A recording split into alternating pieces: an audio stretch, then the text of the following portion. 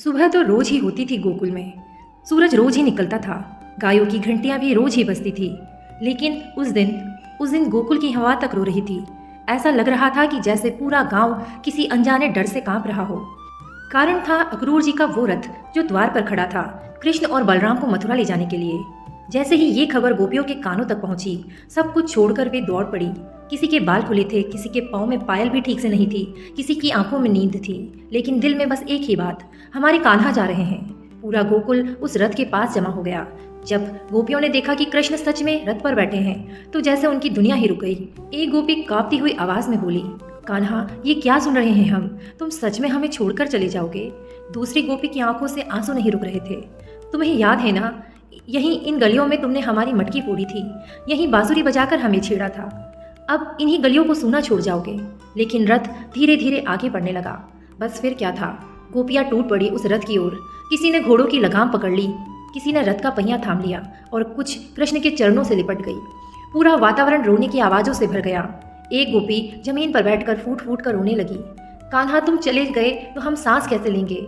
दूसरी बोली, तुम्हारे बिना ये यमुना, ये वृंदावन, ये चांदनी सब कुछ अधूरा हो जाएगा। अक्रूर जी ये सब देख रहे थे। उन्होंने बहुत समझाया, देवियों शांत हो जाइए, ये भगवान की इच्छा है, कृष्ण को मथुरा जाना ही होगा। लेकिन प्रेम प्रेम कहाँ किसी की सुनता है। गोपियों के लिए कृष्ण भगवान नहीं थे, वो उनकी धड़कन थे, उनकी सुबह थे, उनकी सांसें थे। उन्हें कैसे जाने देती?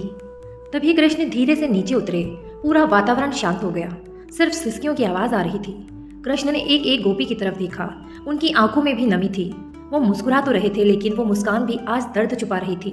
फिर उन्होंने बहुत धीरे से कहा, तुम लोग क्यों सोचती हो कि मैं तुमसे दूर हो जाऊंगा? गोपियां बस रोती रही।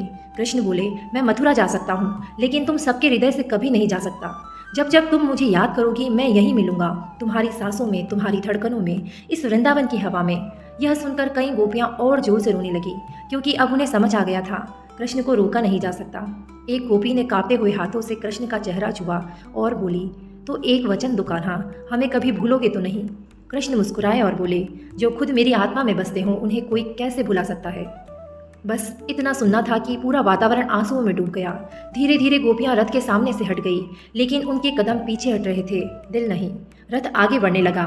गोपियां दूर तक उसके पीछे भागती रहीं। कोई कृष्ण का नाम पुकार रहा था, कोई रोते रोते गिर पड़ रही थी, और कृष्ण रथ पर खड़े बस पीछे मुड़कर गोकुल को देखते रहे, जब तक गोकुल आंखों से ओझल नहीं हो गया। कहते हैं उस दिन के बाद वृंदावन की हर हवा में विरह बस गया। यमुना का पानी भी जैसे उदास बहता था, और गोपियां वो आज भी हर जन्म में बस एक ही प्रार्थना करती हैं, कान्हा चाहे मिलो या ना मिलो, बस हमारे दिल से कभी मत जाना।